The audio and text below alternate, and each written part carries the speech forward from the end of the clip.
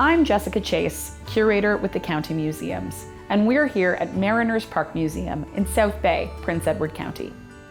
Mariners Park Museum covers all aspects of the county's marine history. And as the county is in the midst of Lake Ontario with 800 kilometers of shoreline, there are a wealth of stories to tell. The museum was founded in 1967 through the support and encouragement of local marine historian and author Willis Metcalf and James Plomer. Let's head now into our main gallery and take a look at some incredible objects that speak to our rich marine history. Various types of watercraft have always been integral to the movement of goods and people in Prince Edward County. Early Indigenous inhabitants and Loyalist settlers here in the county would have used canoes and bateaux to get around the inland lakes and rivers. As the lumber industry picked up in the county in the late 18th century, larger boats had to be built in order to transport lumber from port to port. The first documented schooner built in Prince Edward County was the Prince Edward, fittingly, constructed in 1798 in Glenora. Two of the county's most prominent shipbuilders in the 19th century were John Tate and A.W. Hepburn.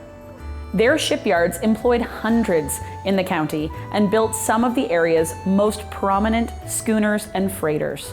Though early residents of Prince Edward County were dependent on ships for the movement of goods and transport, the waters around the county could be treacherous. There are an estimated 300 shipwrecks off county shores, some of which you can see represented on this map.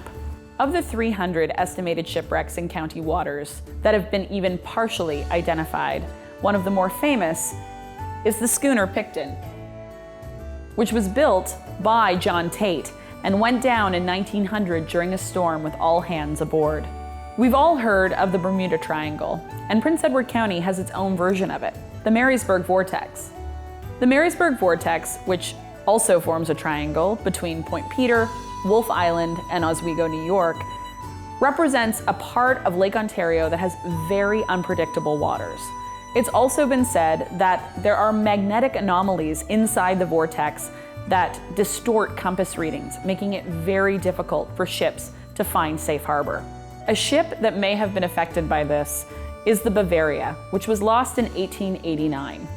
During a 2-day gale, the Bavaria was being towed by another ship when the tow line broke and the ship towing the Bavaria lost sight of her. A few days later, the Bavaria was found resting on the shores of Great Galoo Island, just southwest of the main Duck Islands. In the captain's quarters, there was a canary still singing away in a cage, and nothing seemed amiss. Everything was in order.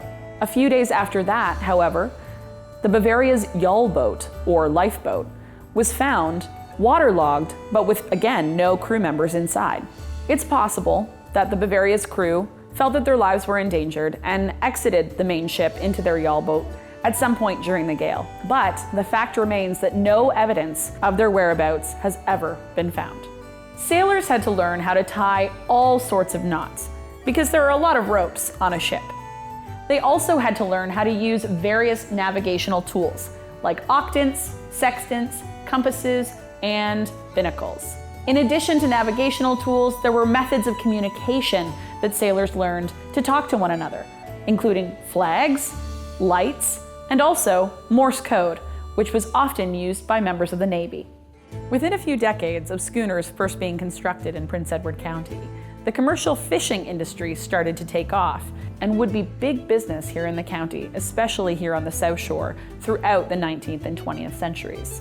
Whitefish was the dominant catch of the day, primarily pickerel, bass, and perch. And while commercial fishing has declined over the last few years, there still are a few individuals who make their living that way. After the Loyalist arrival, ferries were quickly established to transport individuals to and from different ports along the Bay of Quinte. One of the oldest ferries established, and the only one that's still in existence, is the Glenora Ferry, which was first constructed as early as 1802 and shuttles passengers across the narrowest stretch of the Adolphus Reach. There were numerous ferries that ran from the north shore of Prince Edward County, including Coles Ferry, which operated between Sophiasburg and North Fredericksburg up until 1943.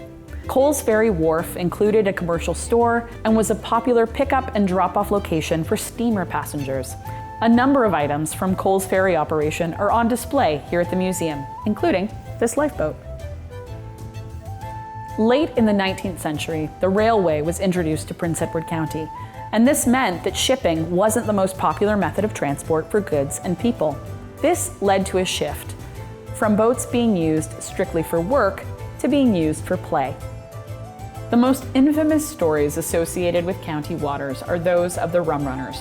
During the period of Prohibition in the United States from 1920 to 1933, many boats known as rum runners traveled between the Bay of Quinte area and New York State across Lake Ontario. Law enforcement agencies, including the U.S. Coast Guard, patrolled shoreline waters in an attempt to stop the illicit trade of alcohol, but still it flourished. The Jones Act set penalties for first offenders at $10,000 or 5 years in prison, or both, making booze smuggling a felony. Rum runners faced other dangers, such as thin ice, cold, storms, high winds, thieves, and the competition. Product was obtained either from Corby distillers in Belleville or from local stills on farms in Prince Edward County. Boats would load up and head for Main Duck Island in the daytime, then under cover of night cross the 35 miles to deliver their bootlegged whiskey to safe hiding places on U.S. soil. A great many fortunes were made, but just as many lost their lives and their boats during this risky time in Prince Edward County's marine history. With the rise of leisure crafts in the late 19th century, speedboat racing became extremely popular. One of the most prestigious speedboat races was the Harmsworth Trophy, established in England in 1903. The Harmsworth Trophy was a battle between nations, and in the first half of the 20th century, the title bounced back and forth between England and the United States. Canada made its mark 3 consecutive years, 1959, 1960, and 1961, with the same boat and the same driver, Miss Super Test III and Bob Hayward.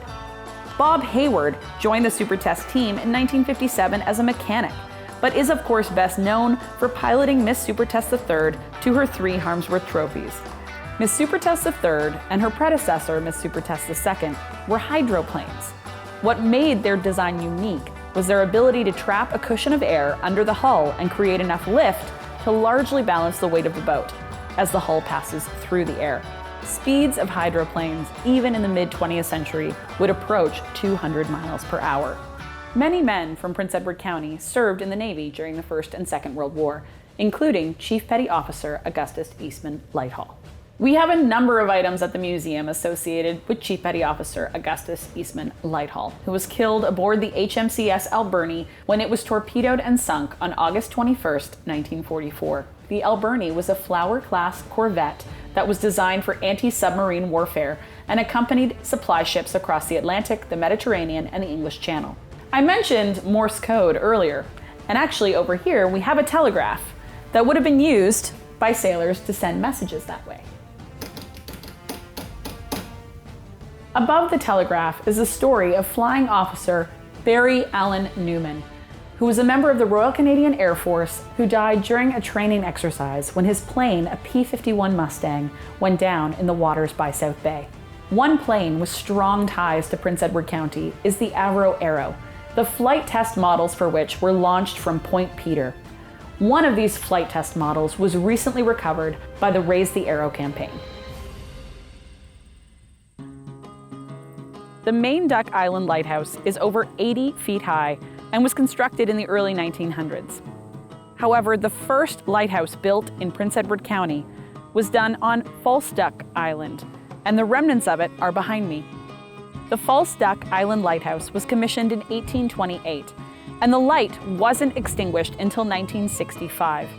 In 1967, the townships of South Marysburg and Athol worked together in order to bring the remnants of the lighthouse here to the site of the new Mariners Park Museum. The only original component is the light at the top of the structure, and the limestone tower that was constructed to support it is only about 1/3 the height of the original lighthouse. One of the larger pieces we have on the grounds here at Mariners Park Museum is a lifeboat from the Greek freighter Protostatus, which was grounded at Point Traverse in September of 1965. While the ship was grounded, Pieces of it were salvaged by various local individuals, including this lifeboat. It was salvaged by Willis Metcalf, one of the founders of the museum, and a number of others. The ship was relaunched from Point Traverse, but a mere 35 days later, it ran aground once again on Wolfe Island. The crew abandoned ship in December of 1965, and it wouldn't make its way back to safe harbor until February of 1966. While the crew of the Protostatus never had need for this lifeboat, many others on county waters have lost their lives. Every year, mariners who have lost their lives are honored in the annual Mariners Memorial Service at South Bay United Church. While it might seem odd for a wooden fort to be here at a marine museum, this is actually a replica of a fortification used at one of the busiest portage routes in the county. The carrying place, in the northwestern corner of the county, is one of the earliest routes for the transport of goods and people along the Bay of Quinte. During the War of 1812, a fortification was constructed to help with the movement of goods from Presqu'île Bay into the Bay of Quinte. This is a replica of that fortification used during the Kente Days celebration in the late 1990s. It was named Fort Kente after the Cayuga word for the carrying place.